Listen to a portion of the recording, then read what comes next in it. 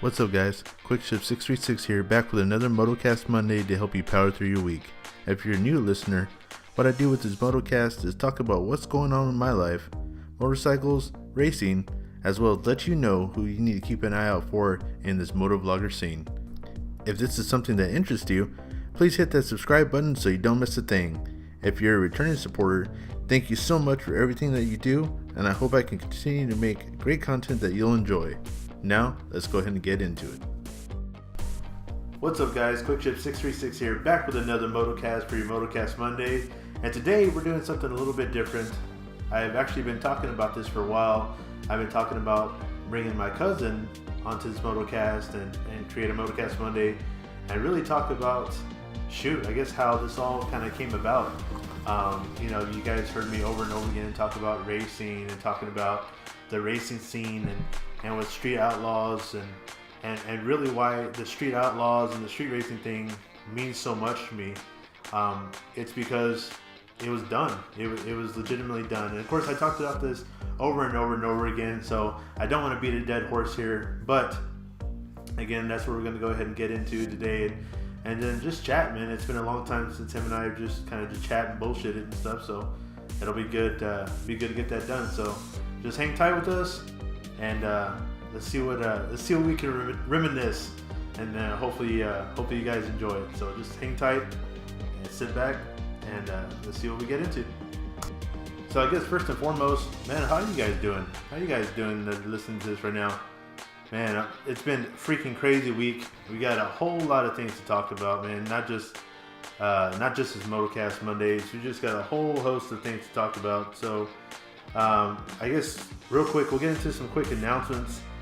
Just a reminder, so March 8th and 9th, this is March 8th and 9th, over there at the Alamo City Motorplex, formerly known as San Antonio Raceway, is going to be Bounty Hunters 4. That's correct, Bounty Hunters 4. If you're not familiar with it, again, that is a Texas original no prep right there, and all the big names are going out there. Mike Morello is going to be out there. I'm very excited to see who else is going to be out there in attendance and stuff like that. So that's 8th and 9th. Your boy Quick Shift 636 will be there on the 9th, not the 8th, because just like a normal guy, just like you, I do got to work. So I will be there on the 9th. So definitely come check that out. Definitely I'll be out there. Come check me out. Come say hi. Stop me. Hey, what's up? Let's take a picture. Let's talk. So check it out. Again, that's March 8th and 9th. Also, another one on March 16th. March 16th, that's the Woods Cycle Country. Woods Cycle Country out in New Braunfels, Texas, will be hosting their legendary bike night. This one's so badass, guys. Again, Jason Britton and Team No Limit Motorsports will be there in attendance. Jason Britton, Team No Limit Motorsports will be there at Woods Cycle Country in New Braunfels, Texas, March 16th from 6 to 10 p.m. That's 6 p.m. to 10 p.m. And you already know your boy Quick Shift 636 will be there, taking pictures, hanging out, shooting video. You want to be a part of my video? Show up there. Show some support for an awesome organization, Woods Cycle Country. Why even wait till the 16th? Go stop. Stop right now. Stop listening to this Motocast. Of course, after you get done listening to it. Finish listening to it first. But go stop by and check out my buddy Nick, man. Go see Nick, man. If you need some parts and need anything done to your motorcycle, you definitely need to go stop and check out Nick. They'll definitely get you guys on the right path. Any kind of, quads, UTVs, anything you need like that, I'm telling you, man, they got what you need. So, Wood Cycle Country, again, that's March 16th from 6 p.m. to 10 p.m. Team No Limit, Jason Britton will be out there, and they'll be performing stunt rides and stuff like that. It's also sponsored by Hooters, and it'll be out there, man. It'll just be a good time. So, hopefully, you guys can make it out there and just hang out with me. Now, of course, you guys already know me, but I'm going to introduce you to my cousin Jason. Go ahead, man. What's your name? What are you about? What's up, guys? My name is Jason Diaz, Derek's cousin. I'm just here. I got into cars a whole bunch with my dad. He's the one that taught me everything I know and got me out here. I wanted to be like him, all the cars he had, all the old schools. Of course, unfortunately, he sold most of all of them before, I was old enough to start driving any cars. But I had a whole bunch of stories, and This is, that's why I'm here right now, and that's what got me in the game, big times. Heck yeah! Now I've kind of talked about it before. I talked about like when we were kids. So now I'm not sure the people are listening to this. I'm not sure they ever did it, but before we were able to drive, before we were on bicycles, I mean, I recall playing with cars. Right, always playing with cars. Was that the same with you? Oh yeah, all the time. I get. A matter of fact, I still have probably at least 60% of the cars I had when I was playing with cars on my hands and knees, running around the carpet. But yeah, I still have a. That's where it all started from. Just it's in the blood. So now, for sure, yeah, you're exactly right. It is all in the blood. So Jason and myself were cousins, and it would be my mom and his dad, brother and sister, and that's Jason, as far as like the family and how it goes, Jason and I were always the nearest to each other's age. Everyone was older and stuff, so I guess it's just kind of natural that we just kind of gravitated towards each other because of the age difference and stuff like that. So, man, he's exactly right. Playing cars. I mean, all over, man. It was always with cars, and that's where I learned about cars. Even being super young. Being super young, you always want to. Think about you guys that are listening to this. Think about a person that was older than you that influenced you or inspired you to want to follow a particular path. And being young and being that young, and Jason being older, well, I wanted to be like Jason. I aspired to be like Jason. And, I saw what he was into and stuff like that. And I was into it because I liked it, but also because he was into it. So if I want to be like him and aspired to be like him, well, I should probably I should just do what he does, right? And that's what it was when I was younger. And then as I got older and began to appreciate what was going on, and I was really young, I didn't understand it, especially when Jason was since him being older than me, when he actually started working on cars. I think that was the hardest thing for me is when you started working on cars. You were with your dad working on cars and stuff like that, but I was still younger, so I still wanted to, I guess, have fun and chill. How was it for you when you? I remember that specifically. I remember, before when we were allowed to go play and ride bikes, and then that transition when you were full blown, being taught how to do paint and body. How was that for you, transitioning over from being a kid to being a kid that's being taught how to do this? Was it easy? Was it hard? What did you think you struggled with? it was a big transition. Like my dad showed me actual I wasn't real sure if that was to be my career or not, but I knew it was something I wanted to learn. It's a family trait. That's what my dad knew, paint and body. My brother picked up more of the body work, and I picked up a lot of the paint. So that's what I do now, and that's what he does. I do both, but when I was young and my dad was showing me, I more took it like more of a talent. I just wanted to do it. I really honestly didn't want to do it as a career, but that's just what happened. But either way, it was a good time, and obviously I just wanted to learn everything he knew because I wanted to be like him. But I did miss being more of a kid and wanted to do more of the fun stuff, and I'd rather not be working on it. I'd rather be racing them or doing something, playing something different. But yeah, it was a little hard, but it was cool, and obviously I'm real glad I did it because then I'm not the smartest man in the world, so all I can do right now is just paint cars and work on cars, and it's a good career, I guess. But I'm glad I learned from my dad and stuff, and it's good times. Yeah, for sure. Guys from the Motocast family, myself, you and I, we've all kind of conversed back and forth, and we have families. Whether or not you have kids, you all have families and stuff, and it's hard breaking up the time with work and with your family and trying to do things you love and stuff, and it's hard, and it's hard now, and really when we think about it, we had those same struggles as a kid. When you started doing something like you, Jason, like you mentioned, you went from learning something as a hobby, and then eventually, wanting to do it because that's what he was a tradesman at paint and body, and learning that to now it's your career. And you just said it. You said it, and I'm glad you said it that way. You said back then that's not what you wanted to do. You were talking about racing. You're talking about doing other stuff with cars, not necessarily body work for a career. It just happened to, kind of, I guess, meticularize into a career and stuff, or materialize into a career rather. So that's a good point. And shoot, that's a good point. Being a dad now is that, I guess teach them young. Teach them young because you just never know. They may follow your footsteps and then and do you one better. That's for sure. But yeah, you're exactly right. Just exactly like he just said it right there is that's the struggle that he was dealing with, and that's being older, where I was the younger one wanting to know why the hell can't we go play? Let's go play. Let's go ride our bikes. And man, before the cars, and this was after the go-kart. I never had a go-kart. Jason had a go-kart, and it was a fast-ass go-kart. And I remember, us hauling ass up and down the street on the go-kart. But during this time of the transition, I remember specifically, I saw a frame. Now, I saw a bicycle frame that was getting body work done, getting bundle put on it, getting panels put on for a lowrider bike. Was that correct? Yes. So, my dad actually built me a complete lowrider bike. All the awesome stuff they used to put back on the day, all the goodies and everything, and I actually still have that bike, and it still has the same paint job on it, and it still looks pretty sweet. I mean, the chrome's a little rusted here and there, a little pitted, but yeah, it was an awesome bike, and it had the actual wheel on it, the little steel wheel on it with the mirrors, and it was all decked out.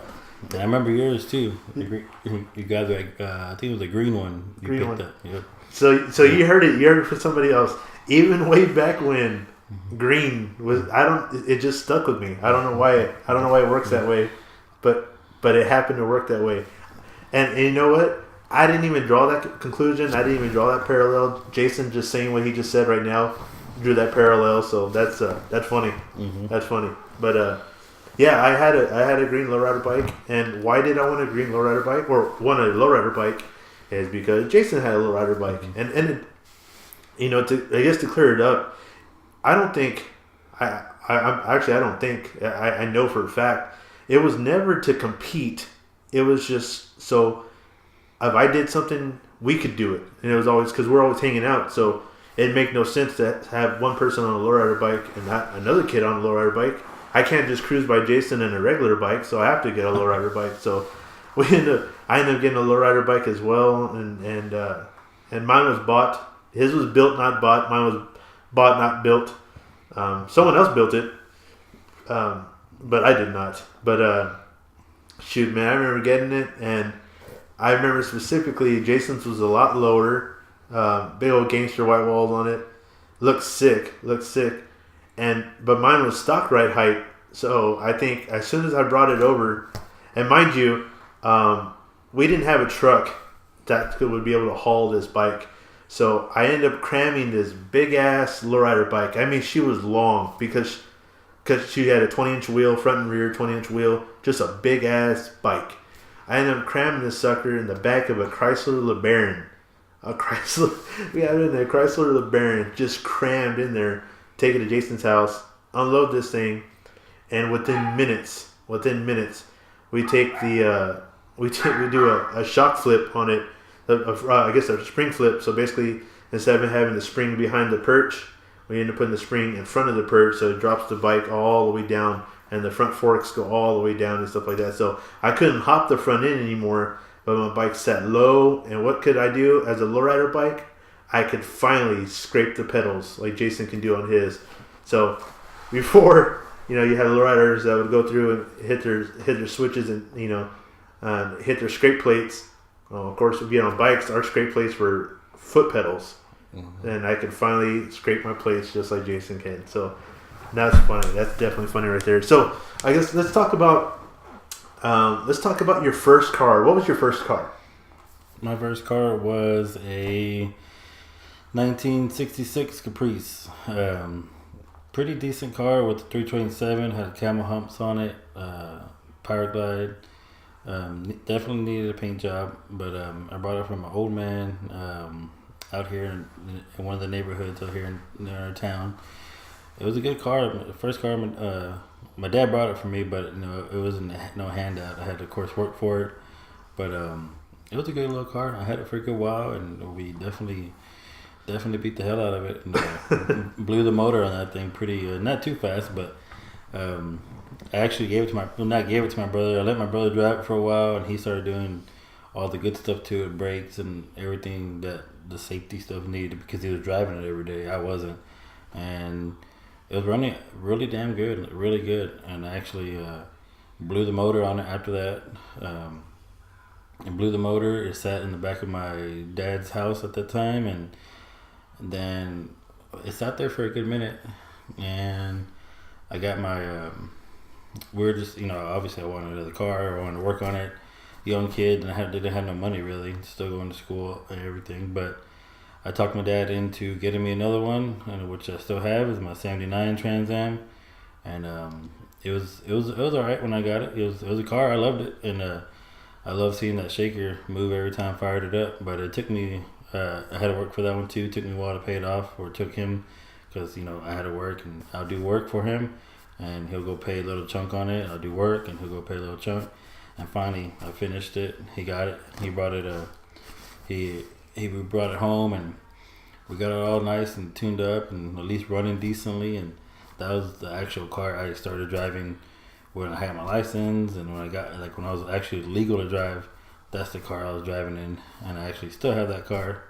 But I had two cars at one time right out the bat, and I actually blew the transmission on my Trans Am. Motor on the Caprice was blown. So they're sitting in the back of my dad's house. I go to school on the bus, which sucked. And I come home one day. Both cars were backed up against the fence. I got home, cool, off the bus, walking around in the backyard in my dad's shop. And I say, whoa, hold on, there's something missing. My Caprice is missing. And my dad's there. Yo, what happened to my Caprice? What's going on? Where's it at? Oh, I sold it. I told you gotta make one of them run. You got a blown transmission and you got a blown motor. I was like, well, I ain't got a job. Like, I'm trying to, I wanted both of them, but my dad was, he ran the show, so that thing was gone, and I never saw that car again. The last I heard, it got sold somewhere down the street from where we live, and I think the roof got cut off on it, and they made it some kind of a lowrider, and it never got seen again. But thank God I still have my Trans Am. He never got rid of that one, and it's the car I still got right now. Yeah, for sure. Yeah, for sure, man. I mean, you think about, like, you guys that are listening to this, let me know in the comment section, what was your first car that you bought or drove, and do you still have that car to date? I think that's huge right there, man. I'm gonna take you guys on a bit of a ride. So to kind of fast forward, when we got into when I was in high school, Jason about 2 years old. Jason 2 years older than I am. So when I got into high school freshman year, he was already going into junior year. So it was harder. It was definitely harder because we have dedicated periods, right? So kids stay in school. I'm not telling you to get out of school, but I skipped so much school to put my hands and work on the Trans Am when he had it there as much as I possibly could. Just because, again, go back to it, right? I aspired to be like him. And the second, because at that point, I could really appreciate it.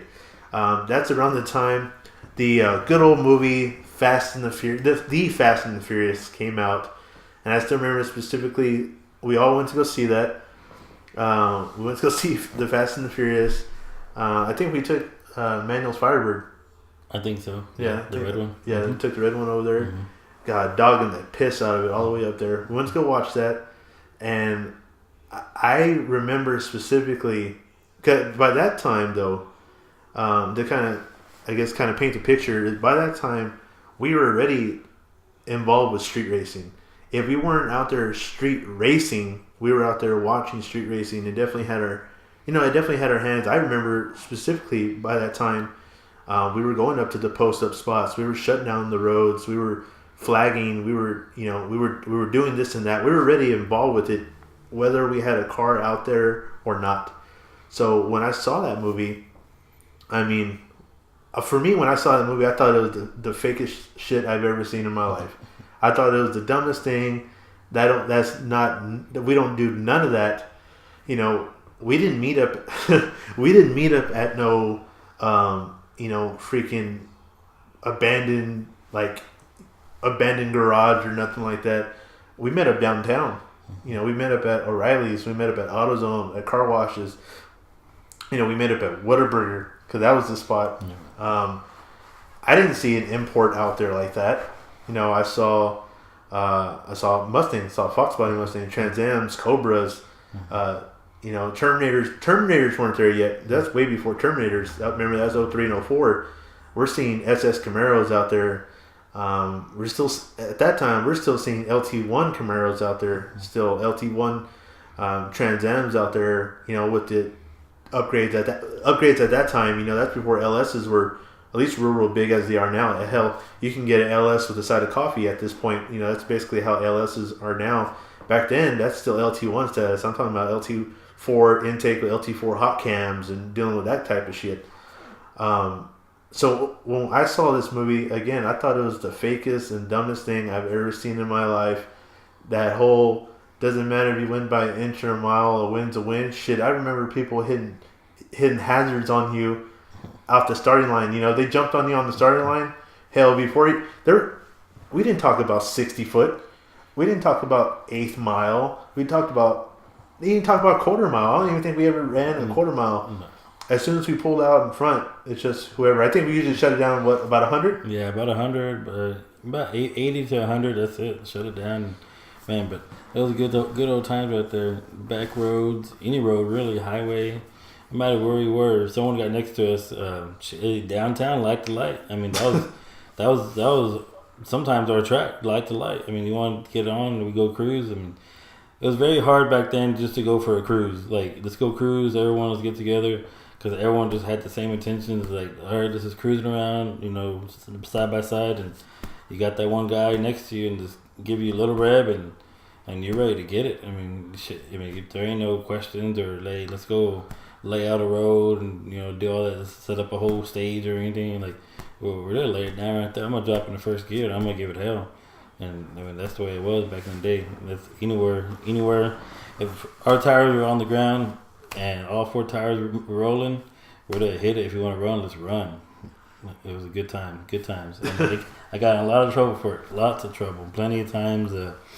Right, the first time I got arrested for that was downtown. It was right here downtown, leaving downtown.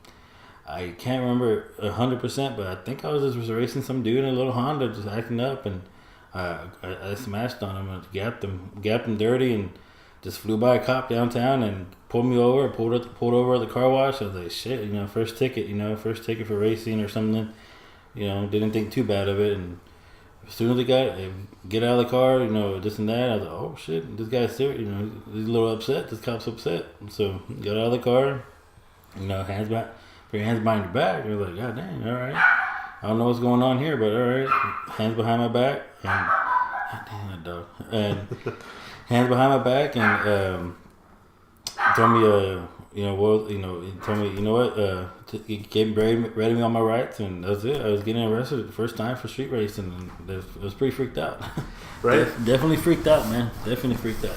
So that was before street racing was a felony. Yeah, I was freaked out, yes, but it wasn't. It was pretty much a slap on the wrist. But don't go out there street racing right now, because you'll be in a lot of trouble, and like you don't want that. Like the laws now are ridiculous, like stupid ridiculous. Like, I got a little slap on the wrist. I got on probation, and they gave me a probation. I was like, oh, this would be great, knock this out, pay me a little fine, this and that. Heard some shit from my dad and my brother, but then after that, it just spiraled down. It was over and over. Every like fucking racing every weekend, and it got to the point where my brother took my car away. he's into lowriders, so he put some little 14-inch spokes on my Trans Am, and he's like, yeah, go ahead, drive it like that, go race like that. And he took it away for I think it was about a month or so, or maybe a little longer. I got it back, but as soon as I got it back, he's like, that's it, man, you gotta stop doing it, you're having some trouble, this and that. Oh yeah, no, I'm done. And I think the next weekend or so, I was back in jail for street racing again. Yeah, man. I mean, it's crazy, man. We think about it though, because man, like I said it before, guys. On the streets, or on the show rather, you see them taping off roads, and I know they did it. I know they do it legit. I know they've done it legit. So I take nothing from that. I'm just talking about us and stuff, and yeah, we didn't. Just like Jason mentioned, we didn't. We had roads, specific roads, and I'm not even going to drop the names on these roads because eventually I have dreams that street racing is going to come back to San Marcos. I have a vision, but I'm not going to get them blocks hot too motherfucking hot. It's too early to get them blocks hot. But no, we didn't sweep roads. We didn't check to see if we had a scout. We drove down the roads, but we didn't have security. We didn't have. I remember one time specifically when we were racing by. I'm gonna leave it the address like this, but when we were racing by your mom's, we had that old boy that had the scanner inside his car, and then he heard we have reported street racing and this that. Hey, now I have to admit, just like you saw on the Fast and the Furious, where old boy had the scanner inside his car, and you heard, we have reported street racing. That is exactly what we did here, and we all burned out. I mean, we were gone. We were ghosting shit. We had that spot cleared out in less than 30 seconds. We were freaking gone. You couldn't find no one at all. So I guess not all of the Fast and the Furious was fake. That portion of the Fast and Furious was real. But getting back to our saying, we didn't sweep roads. We didn't do none of that stuff. That was before Track Bite. That was before VHT. We didn't bring Track Bite or VHT to the street. Matter of fact, when I started bringing VHT to the street is when I started racing my motorcycles and street racing that, and using VHT and stuff like that. But that'll be for a different episode. We can talk about that later. But back then, hell, we weren't even using water to street race. We would just go there and just foot brake it and just get on it. Just get at it. Yeah, and there's no water, no nothing. Just burn out, let them ride, and I mean it was quick burnout. You were going about 5-10 feet, maybe 10 feet. Most of the time, we didn't even have that to spare, so it was just as simply just a stand still, burn out, get them tires, cleaned off, get them a little sticky, and then just give them hell right there. But yeah, man, I remember for us it was always Fridays and Saturdays, and the way it always worked down. Correct me if I'm wrong, Jason. I believe Fridays we usually always scouted. We hung out at the car wash, hung out at O'Reilly's and AutoZone, hung out at the old post office, across the old post office. But we never really did street racing on Fridays. There was those occasions downtown where we all head out to go cruise, and you might do a light to light pull real quick, but nothing like it really went down. Saturdays, however.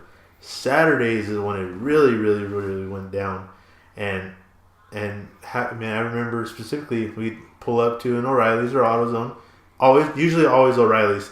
AutoZone, those guys were assholes sometimes, but O'Reilly's had the bigger parking lot, so we pull into O'Reilly's, sit there, and then when we waited, and mind you, O'Reilly's was open. O'Reilly's is full blown open for operation. They're trying to get customers here. And they're trying to have customers be able to park in their parking spots, but we have cars in every single one of their parking spots. Their customers cannot go inside, but they still weren't assholes about it, and it still allowed us to stay there because we did bring business in there. And then when the lights shut off, that's when it would go down. That's when it would go down, and people, you gotta understand, this is before them cell phones taking badass video. Remember my video camera, man? I do.